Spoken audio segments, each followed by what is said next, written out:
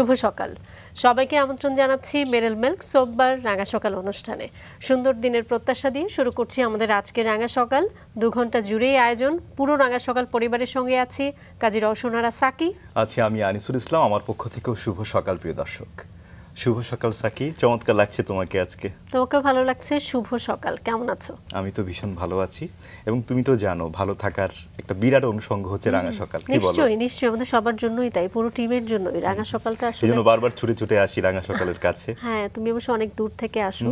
আমরা অফ ক্যামেরায় অনেক সময় তোমাকে নিয়ে গল্প করি, তাই না? এত দূর থেকে কিভাবে আসে ছেলেটি ভালোবেসে, আসলে ভালোবাসার টানে আমরা ছুটে যাই। একদমই তাই, তাই না? এবং আমাদের কাছে কিন্তু আজকে এমন একজন চমৎকার মানুষ আছেন, তার জীবনের গল্পে সমৃদ্ধ হব। চলো কে আছে আমরা একটু জেনে নিই। চলো। প্রিয় দর্শক, আমাদের আজকের রাঙা সকালের অতিথি বিশেষজ্ঞ চিকিৎসক ডাক্তার শাকিরা নোভা। চলুন আমরা আমাদের আজকের অতিথিকে স্বাগত জানাই। শুভ সকাল ম্যাম। শুভ সকাল। কেমন আছেন আপনি? আলহামদুলিল্লাহ, অনেক ভালো আছি। এই যে আপনি একজন চিকিৎসক, পাশাপাশি শিক্ষা, সাহিত্য, সংস্কৃতি, ক্রীড়া সব জায়গায় আপনি কাজ করছেন। জীবনে কি আসলে আর কোনো অতৃপ্তি আছে আপনার মধ্যে? অতৃপ্তি তো মানুষের জীবনে থাকেই বা থাকবেই, এটা খুব স্বাভাবিক সাধারণ একটা ব্যাপার। তবে আলহামদুলিল্লাহ আমি মহান আল্লাহ তাআলার কাছে অত্যন্ত কৃতজ্ঞ যে তিনি আমাকে যে মেধাটা দিয়েছেন সেই মেধা আমি কাজে লাগিয়েছি এবং কঠোর পরিশ্রম এর সাথে আমি যুক্ত করেছি, যার ফলে আমার আসলে এগিয়ে যাওয়া। এটা আমি মানে প্রতি মুহূর্তে আমার কাছে মনে হয় যে আল্লাহ তাআলা আমাকে সবকিছু দিয়ে দিয়েছেন অ্যাকচুয়ালি, আমি শুধু সেটাকে এগিয়ে নিয়ে যাচ্ছি, নাথিং এলস। মানে জীবনের প্রতি একটা গভীর ক্ষুধা আছে আপনার, তাই তো? অবশ্যই। এবং সেই ক্ষুধাটা যদি না থাকে, আমার মনে হয় প্রত্যেকেরই এটা থাকে, কিন্তু এটাকে নিয়ে যেতে গেলে আসলে অনেক পরিশ্রমের দরকার হয়। আমি অবশ্যই বলবো যে আমি পরিশ্রম ছাড়া কখনোই কোনো মানুষের জীবনে সফলতা আসতে পারে না। একদমই তাই। এই জন্যই হয়তো গুণীজনরা বলেন যে পরিশ্রম হচ্ছে আসলে সৌভাগ্যের চাবিকাঠি। ম্যাম, আমরা একেবারে শৈশব থেকে শুরু করতে চাই, তারপর হয়তো সামনে আগাবো, আপনার বড় হওয়া সবকিছু মিলে জানবো। শৈশবটা নিয়ে জানি, কোথায় জন্ম, বেড়ে ওঠা? আমার জন্ম ঢাকাতেই, আমি ঢাকাতেই বেড়ে উঠেছি। আমি এসএসসি পাশ করেছি ধানমন্ডি সরকারি উচ্চ বালিকা বিদ্যালয় থেকে এবং উচ্চ মাধ্যমিক আমি পাশ করেছি হলি ক্রস কলেজ থেকে, অ্যান্ড তারপরে আমি রংপুর মেডিকেল কলেজ থেকে এমবিবিএস ডিগ্রি করেছি। আচ্ছা, তার মানে শৈশবটা কাটলো একেবারেই ঢাকায়? ঢাকাতে। বাবা মা পুরো পরিবার ঢাকায়? পুরো পরিবার। আচ্ছা, ক ভাই বোন? আমরা 2 বোন। আমি ছোট, আমার বড় বোন আছেন। আচ্ছা, তিনি আসলে আমার অনুপ্রেরণা আসলে আমার বড় বোন ছিলেন। উনি কিন্তু ছোটবেলা থেকেই গান করতেন এবং তার কাছে আমার গানে হাতে খড়ি। আর প্রাতিষ্ঠানিকভাবে আমি বুলবুল ললিত কলা একাডেমি থেকে নজরুল সঙ্গীতে আমি কোর্স কমপ্লিট করেছি সেই ছোটবেলায়। চমৎকার। আমরা যতটুকু জানি আপনার মানে আপনি যে পরিবারে বেড়ে উঠেছেন রক্ষণশীল পরিবার ছিল, এবং কিন্তু তবুও কিন্তু আপনার বাবা গান গাইতে উৎসাহিত করতেন, হারমোনিয়াম কিনে দিয়েছিলেন। শুনি সেই গল্পটি ছোট করে। আসলে সত্যি কথা, এটা খুবই সত্যি যে আমার বাবার নাম সৈয়দ আলী রেজা। উনি অত্যন্ত রক্ষণশীল এবং আমাদেরকে ছোটবেলা থেকেই আসলে খুব শালীনতার মধ্যে, তিনি যেটা বলতেন যে তুমি সব কাজ করো, অনেক কিছু করা সম্ভব শালীনতার মধ্যে থেকে, এবং আমি সেটাই ফলো করেছি আমার লাইফে। আমার এটাই মানে আমার বাবার এই কথাটা আমাকে এতটা অনুপ্রাণিত করেছে। আমি অনেক সেক্টরে কাজ করি কিন্তু শালীনতার সাথে।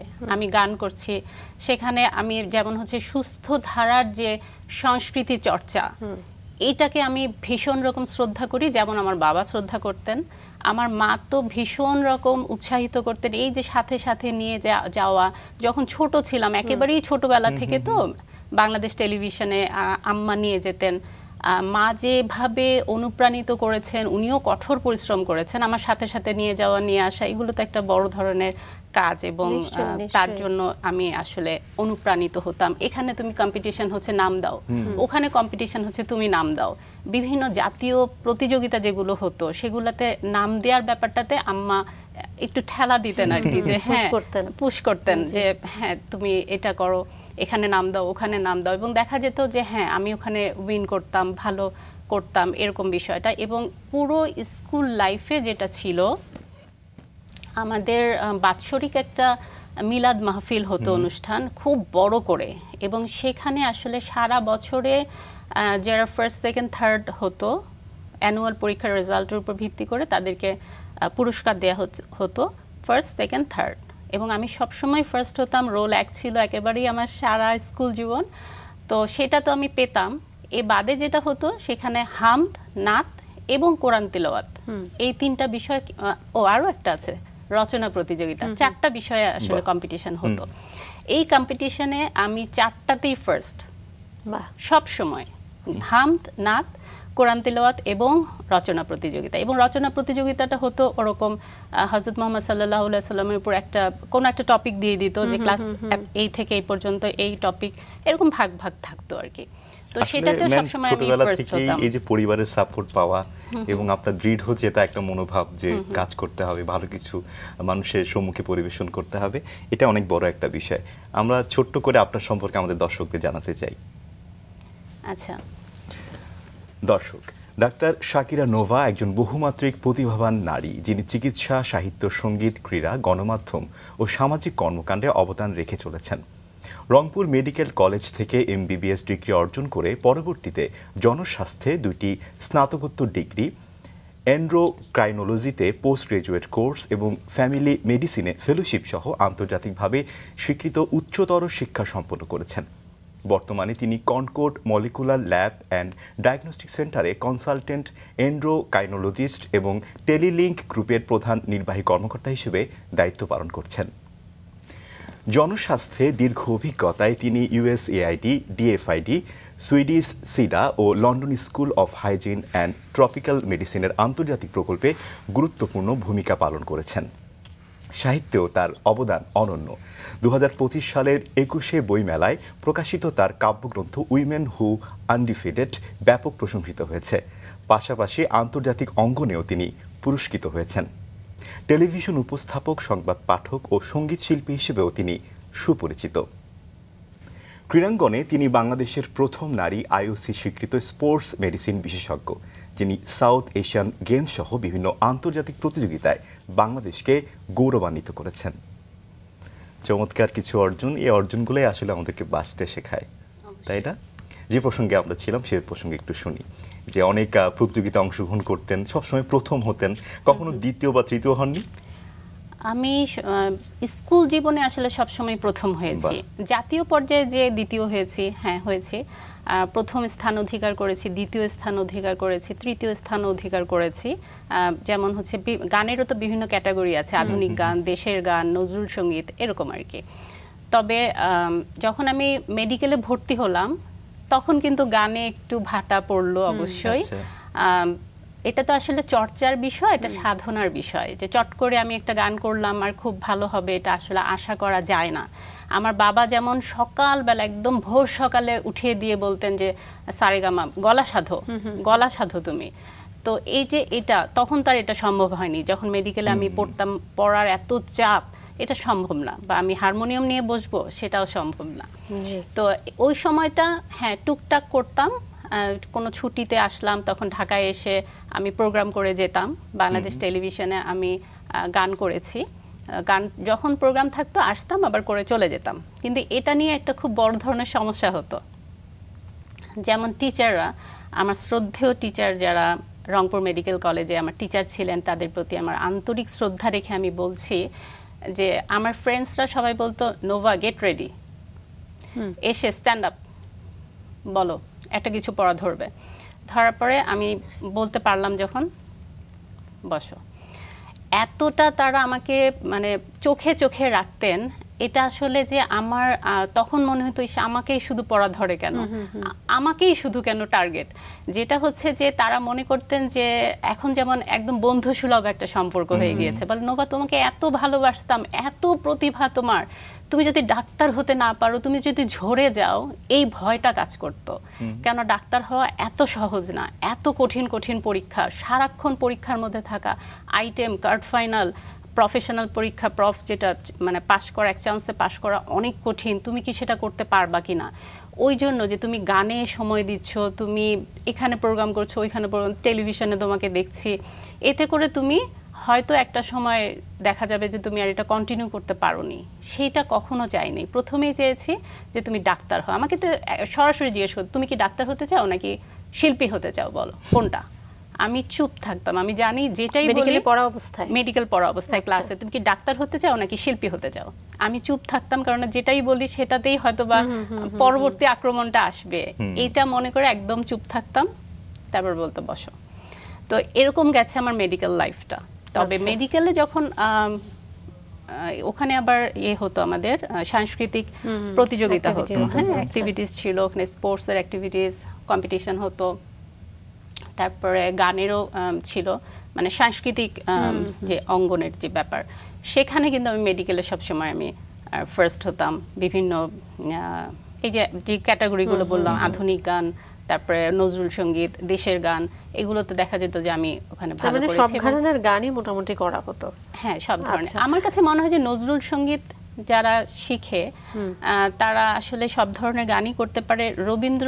রবীন্দ্রসঙ্গীতটাও কিন্তু অনেক কঠিন, কোনোটাই কিন্তু সহজ না। আমি রবীন্দ্রসঙ্গীত আসলে করি নাই, কিন্তু মানে এই মাসেই আমি রবীন্দ্রসঙ্গীতও করেছি একটি চ্যানেলে।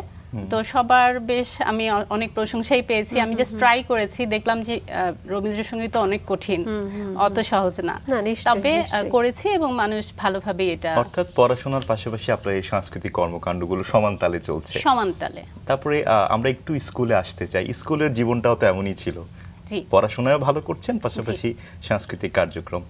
তারপরে কোন কলেজে পড়াশোনা করেছেন আপনি? আমি হলি ক্রস কলেজে পড়াশোনা করেছেন। আর যেটা বললেন যে দুটা পাশাপাশি চালানো, আমার মা যেটা বলতেন যে তুমি সব কিছু করো, কেননা যে পারে সে সব কিছু করতে পারে। আবার যদি এভাবে আটকিয়ে রাখা হয়, অনেকে কিন্তু এটা এখনকার ট্রেন্ড যেটা দেখি বলে যে পড়াশোনার ক্ষতি হবে, গান করার দরকার নাই, কোনো অনুষ্ঠানে এগুলোতে সময় নষ্ট করো না, পড়ো। আমি পড়াশোনা করেছি এবং আমি ছোটবেলার কথা এটা একেবারেই, মানে স্টেজে মানে আমার নাম অ্যানাউন্স করবে তার আগ পর্যন্ত, যেমন আমি কিন্তু ট্যালেন্ট পুলে বৃত্তি পেয়েছি, হ্যাঁ, ক্লাস 5-এ এবং ক্লাস 8-এ। তখন হচ্ছে আমি স্টেজের, তখন তো পড়াশোনা শেষ, সবাই খুব রিল্যাক্সে, প্রতিযোগিতা ওই সময়ই হয় যে স্কুল কলেজের সব, মানে স্কুলের পরীক্ষা শেষ, সবাই ফ্রি। আমি কিন্তু ফ্রি না, কারণ আমার সামনে বৃত্তি পরীক্ষা আছে। তো আমি কি করতাম, বই নিয়ে উইংসের পেছনে হাঁটছি, পড়ছি।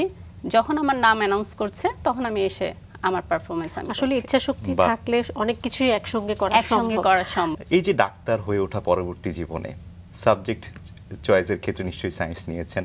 অবশ্যই। আর এই যে পরিবার কি কোনো ভূমিকা ছিল যে ডাক্তার হতে হবে তোমাকে, এমন কোনো কি চাপ ছিল? এটা আমি চাপ বলবো না, আমার বাবার স্বপ্ন ছিল এবং আমার মায়ের স্বপ্ন ছিল, এটা বলবো, কিন্তু চাপ দেয়নি কখনো। কিন্তু এটা আমার নিজেরই ইচ্ছা ছিল যে ডাক্তার হইতেই হবে আমাকে, মানে আমি সেইভাবে নিজেকে প্রস্তুত করব, আমাকে সেই রকম পড়াশোনা করতে হবে, না হলে আমি চান্স পাবো না। এবং ডাক্তার হওয়ার যে ইচ্ছা সেটা একেবারে ছোটবেলা থেকে। যেমন কেউ যদি জিজ্ঞাসা করতো তুমি বড় হয়ে কি হবে, ডাক্তার হব।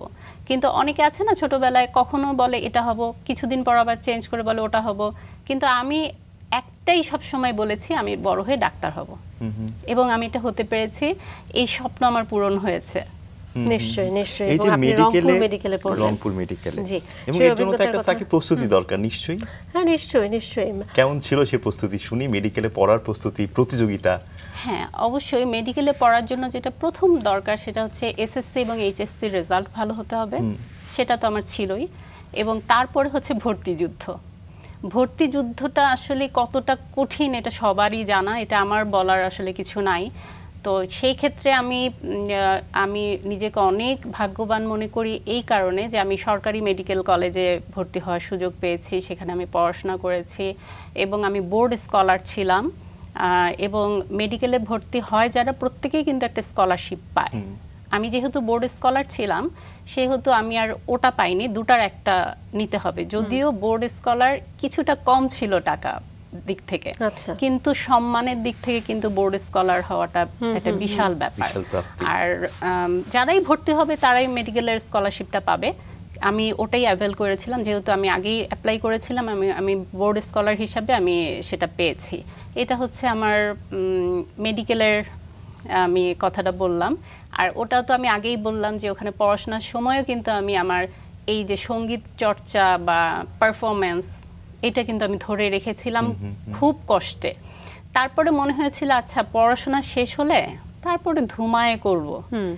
মেডিকেল জীবনটা নিয়ে আমরা একটু শুনি, হ্যাঁ, যে কেমন ছিল সেই জীবনটা, প্রথম দিনটা, প্রথম ক্লাসটা। আচ্ছা, প্রথম দিন প্রথম ক্লাস তো অবশ্যই এটা সেই রকম একটা ভালো লাগার অনুভূতি অবশ্যই।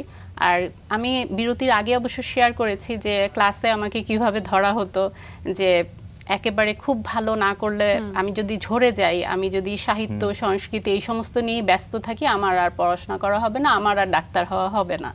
কিন্তু সেটা হয়নি, আল্লাহর রহমতে আমি এক চান্সে পাশ করেছি। এবং খুব ভালোভাবে। আপনি কি নিয়ে পড়লেন, মেডিসিন নাকি অন্য কোনো? এমবিবিএস তো সবকিছুই, এমবিবিএস তো মেডিসিন, সার্জারি, গাইনি সমস্ত কিছু এটাতে থাকে। সেখানে কি অ্যানাটমি, আমরা যেটা হিউম্যান বডি যেটাকে বলি, সেটা নিয়ে তো নিশ্চয়ই অ্যানাটমি একেবারেই হচ্ছে শুরুর দিকে, মানে first year second year anatomy physiology, এটা একেবারেই সবার জন্য বাধ্যতামূলক। এবং এটা না হলে তো এবিসিডি, আমাকে তো আগে এবিসিডি শিখতে হবে, তারপর আমি রচনা লিখবো, ব্যাপারটা তো সেরকম। একেবারে প্রতিটা ছিল সেই বিষয়গুলো ফেস করার অনেক সাহস ছিল। এবং আমি যেটা করতাম যে আমাদের ডেড বডি যেগুলো রাখা থাকতো ফরমালিনে ডুবানো থাকতো বড় বড় হাউসে, বিশাল বড় হচ্ছে সেই রুমটা যেখানে আমাদের ক্লাস হতো, ছোট ছোট ব্যাচ করে অনেকগুলো হাউস থাকতো যেখানে ডেড বডি ডুবানো থাকতো ফরমালিনে। আমি যেটা করতাম যে নিজে ভালোভাবে বোঝার জন্য একদম কেউ থাকতো না, কখন লাঞ্চ টাইম, তখন তো কেউ নাই, ওরকম একটা লাশ উঠায়ে আমাদের যে ওখানে কাজ করতেন লাশটা উঠাবে আর কি, ওনাকে বলতাম এখন একটু উঠায় দেন না, একটু আগে আমি টেবিলে উঠানো হতো, তো ওটা আমি একটু পড়াশোনা করবো, আমি পড়তাম।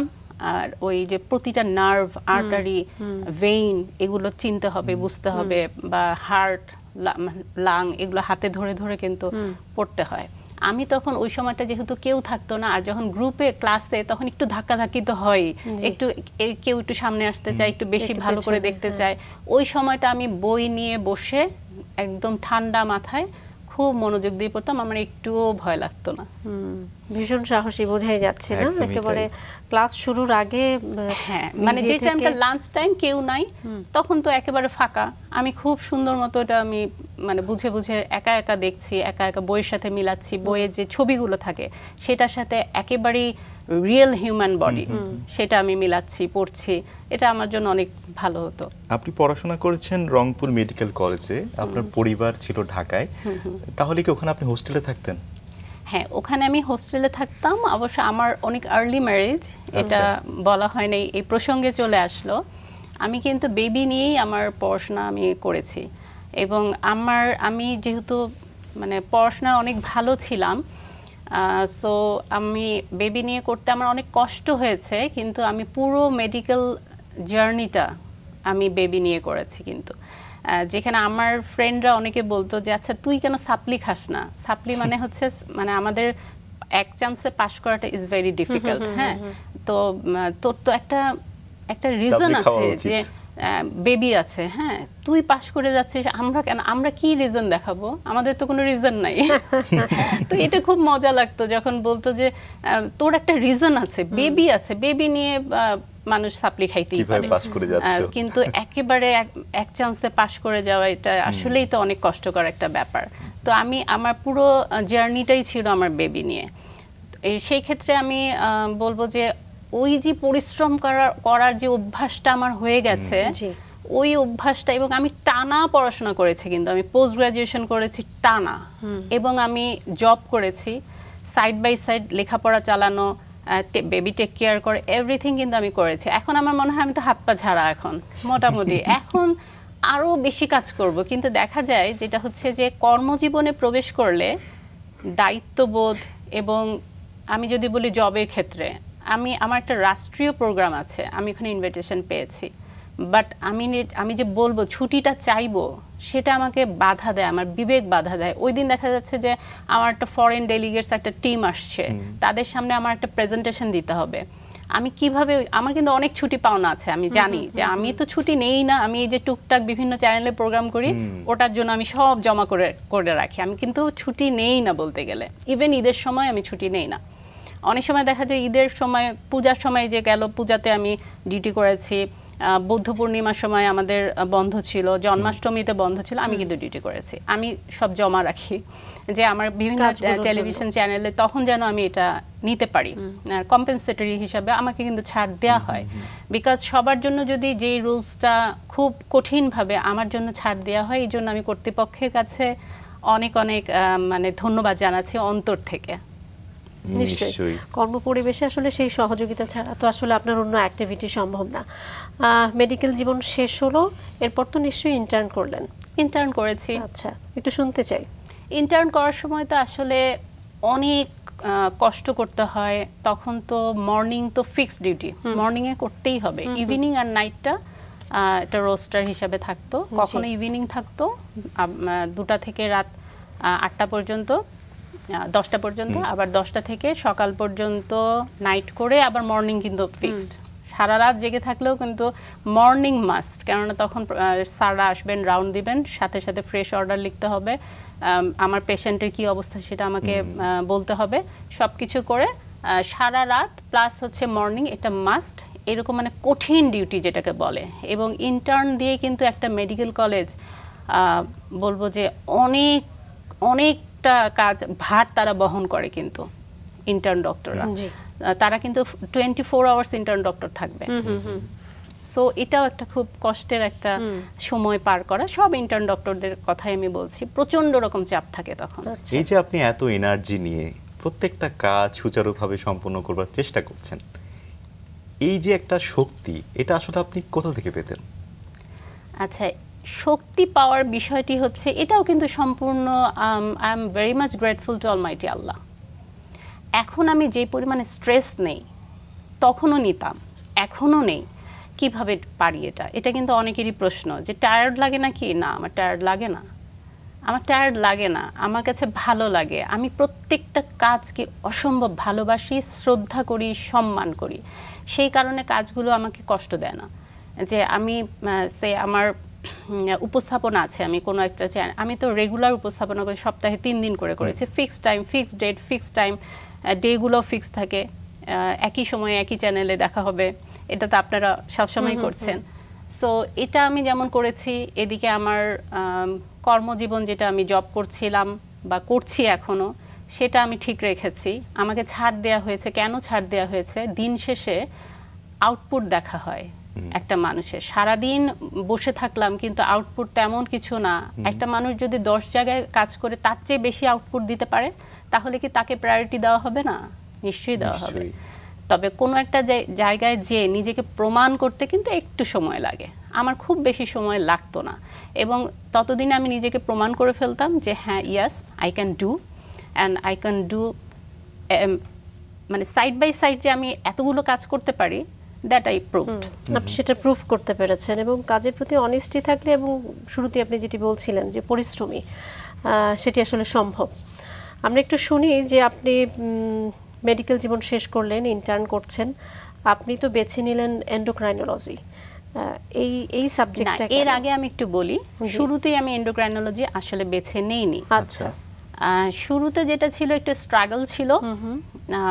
আমি বলেছি যে আমার বেবি নিয়ে কিন্তু আমার লেখাপড়া করা, এবং যেহেতু নিজের পছন্দে বিয়ে ছিল, সুতরাং বাবা মার সাপোর্ট কিন্তু তখন থেকে আমার আসলে অফ হয়ে গিয়েছিল। তাই নাকি? আচ্ছা।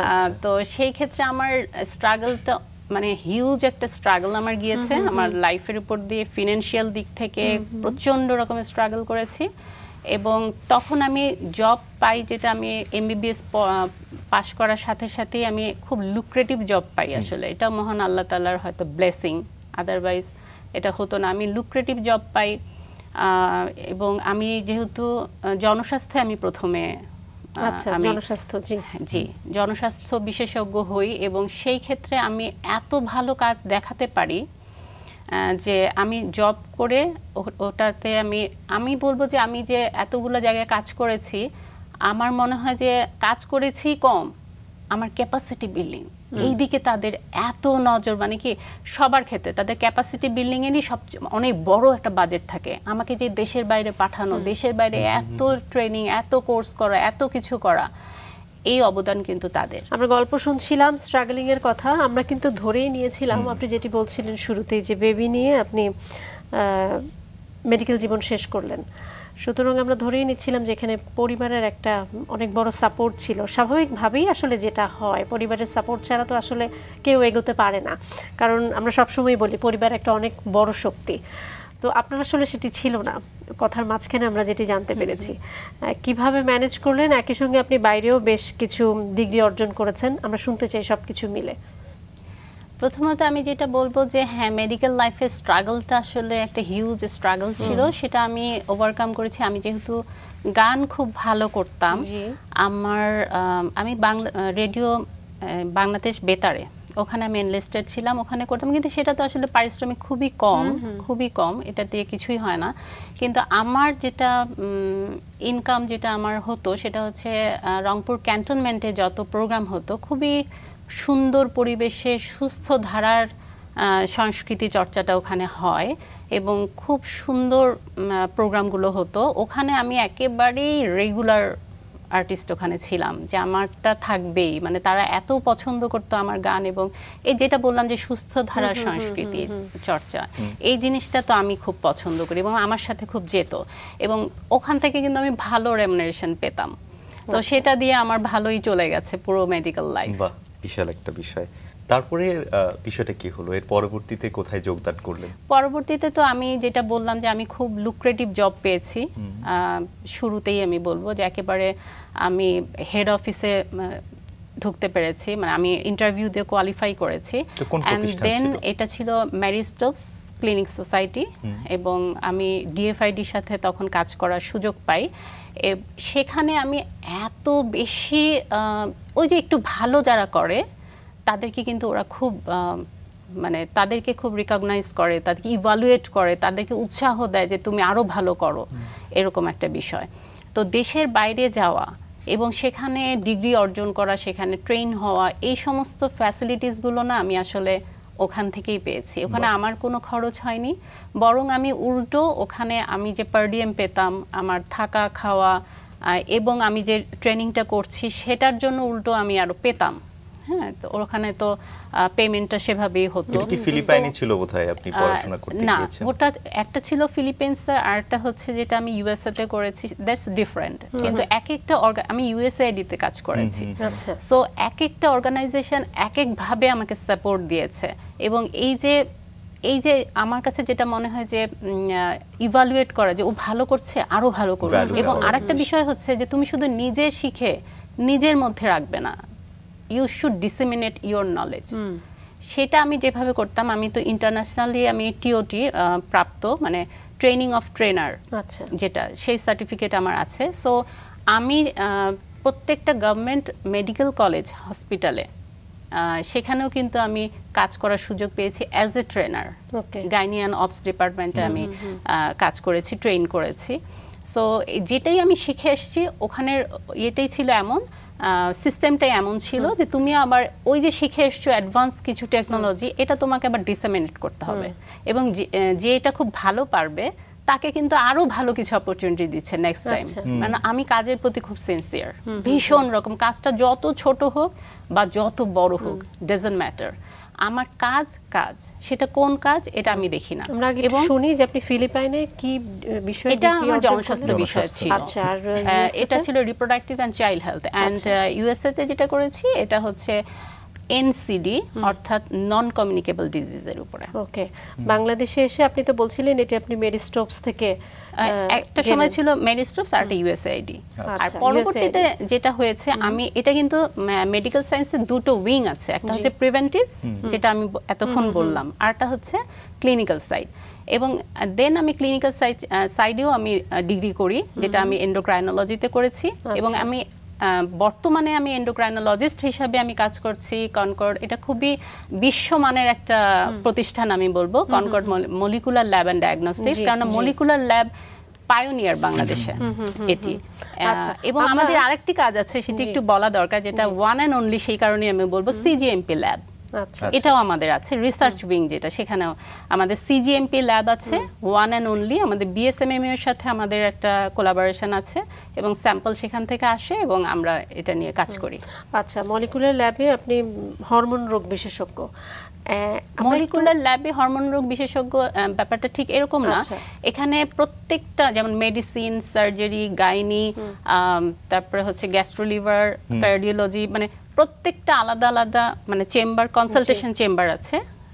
যে যে রোগের বিশেষজ্ঞ উনি সেই রোগের চিকিৎসা দিয়ে থাকেন। আচ্ছা, আমরা একটু দর্শকদের জন্য আগে জানতে চাই যে এন্ডোক্রাইনোলজি বিষয়টা আসলে কি, এবং একই সঙ্গে আপনি কেন এই বিষয়ে আপনার আগ্রহ তৈরি হলো? আচ্ছা, এন্ডোক্রাইনোলজি বিষয়টা হচ্ছে হরমোন বিষয়ক, এটা আপনারা জানেন। Hormone and metabolic disease specialist বলা হয়। এক কথায় যদি আমরা বলি এন্ডোক্রাইনোলজিস্ট, বাট হচ্ছে হরমোন এবং মেটাবলিক ডিজিজগুলো নিয়ে কাজ। হরমোনে তো আপনি জানেন অনেক ধরনের আছে, এর মধ্যে অন্যতম আছে ডায়াবেটিস, এরপরে আছে পিসিওএস যেটা পলিসিস্টিক ওভারিয়ান সিনড্রোম, এটা আছে থাইরয়েডের প্রবলেম থাকে অনেকে, থাইরয়েডের একটা বড় অংশ যেটা, এবং অনেক রোগ আছে, মেটাবলিক ডিজিজ আছে প্রচুর। সেই সমস্ত নিয়েই পড়াশোনা এবং সেটার উপরে ডিগ্রি করে দেন আমি এটার উপরেই প্র্যাকটিস করছি এবং পেশেন্টরা খুব হ্যাপি হয়। সেই কারণে আমি কিন্তু দুটোর কম্বিনেশন করি। আমার পেশেন্টটা খুব স্যাটিসফাইড পেশেন্ট, আমি খুব বোল্ডলি এটা বলতে পারবো। আমি যেখানেই যাই না কেন আমার পেশেন্ট আমার কাছে যাবে, এতটা আমি কনফিডেন্ট, বিকজ আমি এটাতে বিশ্বাসী যে prevention is better then cure. আমার যেমন অ্যাজমার উপরেই আলাদা ডিগ্রি আছে, শুধুমাত্র অ্যাজমার উপরে। আমার কাছে অ্যাজমা এমন একটা রোগ, এটা কিন্তু ফ্যাটাল রোগ বলা হয়, মানে অ্যাটাক হয়, মারা যায় অবস্থা, শ্বাসকষ্ট, ভীষণ রকম শ্বাসকষ্ট, এটা নিয়ে সে প্রতি মাসে ডাক্তারের কাছে আসবে। আমি চাই না আমার পেশেন্ট বারবার আমার কাছে আসুক, আমার অ্যাজমা পেশেন্টরা দ্বিতীয়বার আমার কাছে আসে না। এটা কেন? আমি চাই না সে আসুক বারবার। তাকে আমি এমনভাবে এডুকেট করি, এটাকে বলে পেশেন্ট এডুকেশন। পেশেন্টকে আমি এমনভাবে এডুকেট করি তার যেন আসতে না হয়।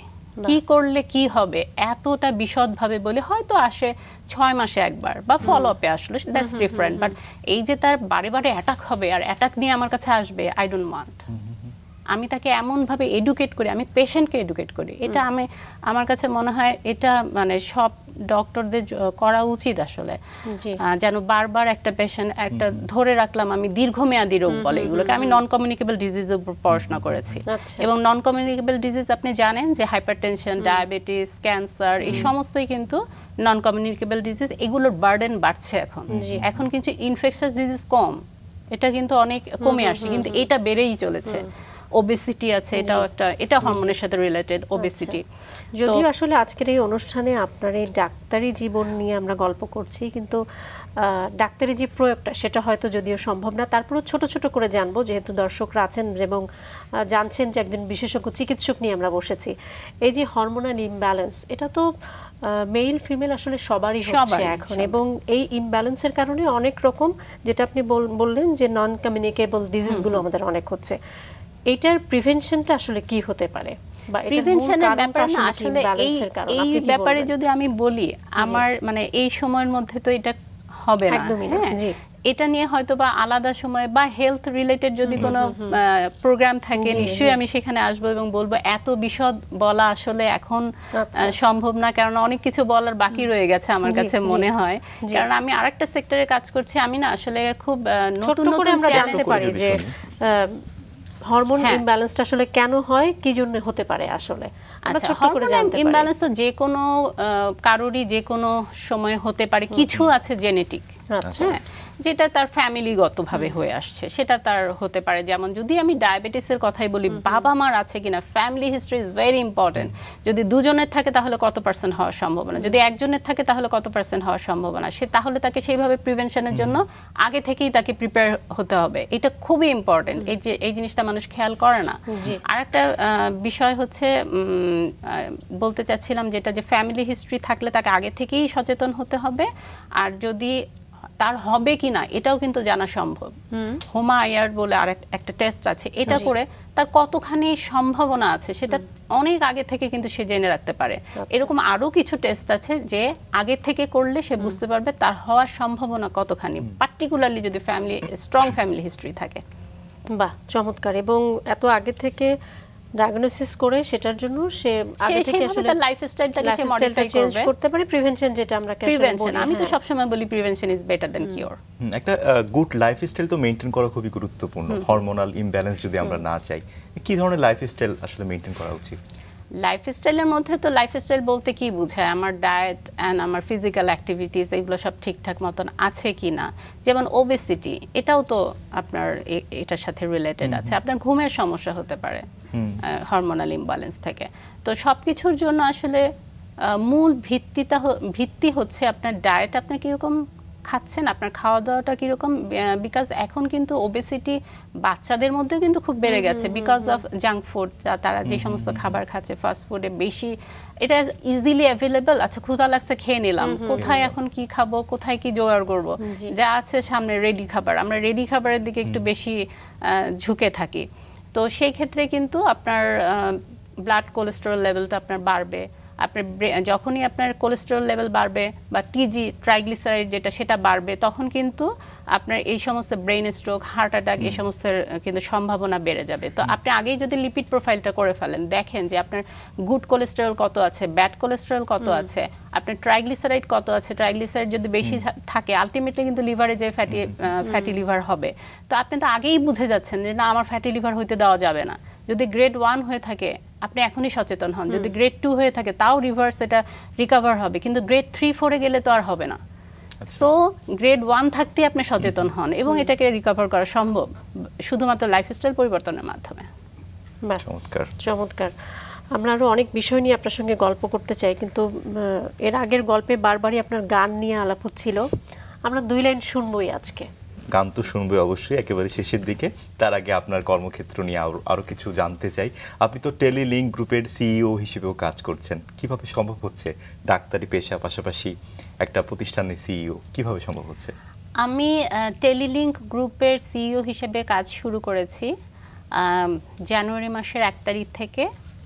এটা আমি চালাচ্ছি আমার পাশাপাশি, মানে আমি যে 2টা সেক্টরে কাজ করছি টোটালি ডিফারেন্ট, 2টো সেক্টর টোটালি ডিফারেন্ট। সেখানে আমি কাজ করছি মেইনলি ফোকাস দিয়েছি আমি এখানে এডুকেশনের উপরে। হ্যাঁ, হায়ার এডুকেশন এটা আমার একটা মানে ভালো লাগার জায়গা।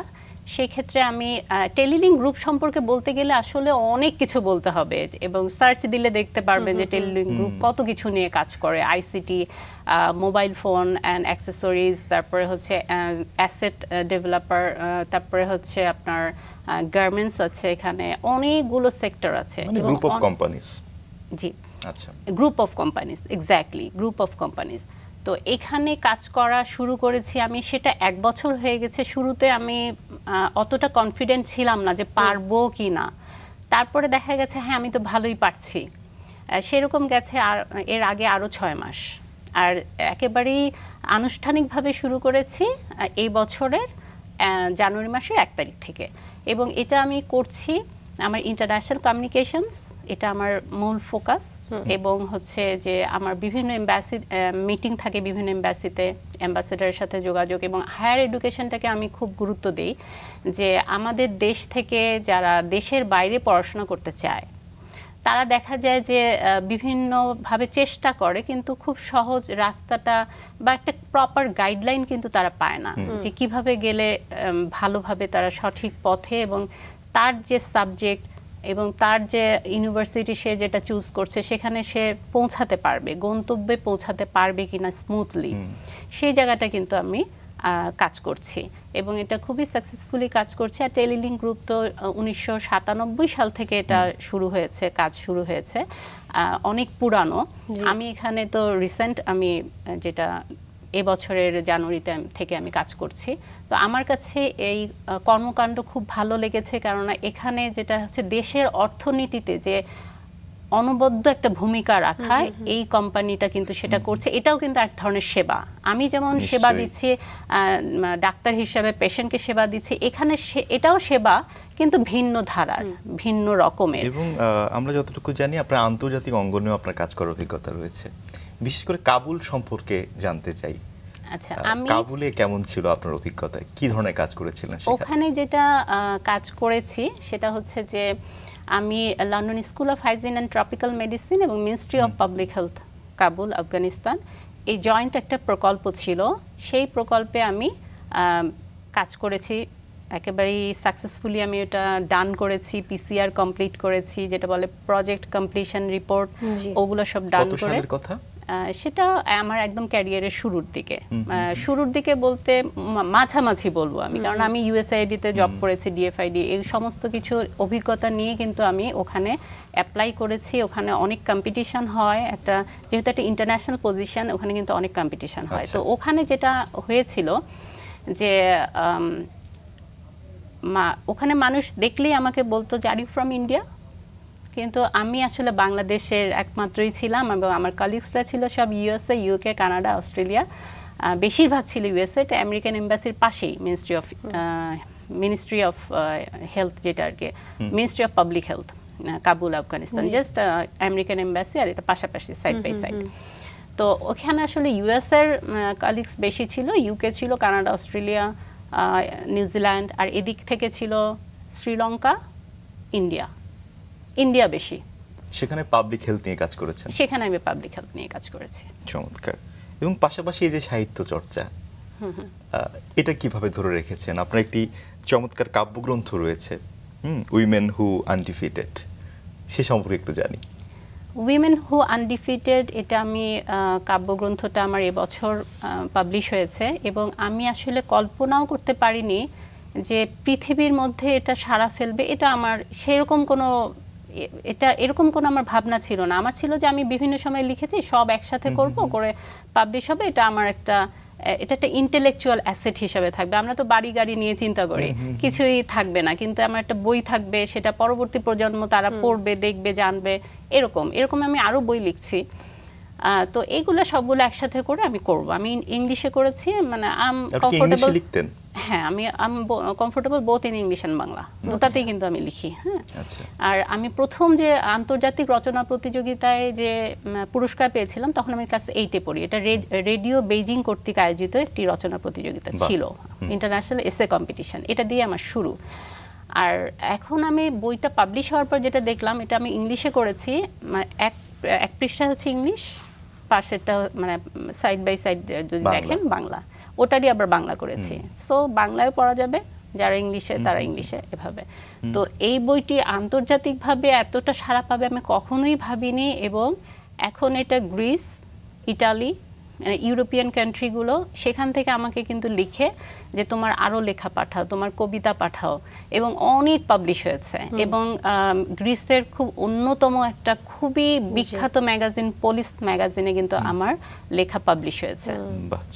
মানে আন্তর্জাতিক অঙ্গনেও আপনার কবিতাগুলো প্রকাশিত হচ্ছে, তার মানে আপনি কবিতাও লিখছেন নিয়মিত লিখি। লেখার বিষয়বস্তু আসলে কি? লেখার বিষয়বস্তু তো বিভিন্ন ধরনের। এটা তো একেবারে প্রেম, ভালোবাসা থেকে শুরু করে প্রকৃতি, সমাজ, সবকিছুই। চমৎকার। কেন কবিতার মধ্যে যে কোনো কিছুই থাকবে বা আসবে, সেটা নিয়েই আমি লিখি। এবং এই বইটার উপরে কি আপনি পোয়েট্রি অফ প্যালেস্টাইন অ্যাওয়ার্ড পেয়েছেন? এটার উপর আমি একটা অ্যাওয়ার্ড পেয়েছি। এটা এমবাসি থেকে, অ্যাম্বাসেডর ওনার হাত থেকে আমি নিচ্ছি, এরকম একটা নিউজও এসছে। চমৎকার। ক্রীড়াঙ্গনেও আপনার অবদান রয়েছে, আপনার চিকিৎসা সেবা সেখানেও পৌঁছে গেছে, সেই বিষয়টা নিয়ে একটু জানতে চাই, সেই অভিজ্ঞতার কথাও জানতে চাই। আমি ক্রীড়াঙ্গনে আমি বলবো যে বাংলাদেশ অলিম্পিক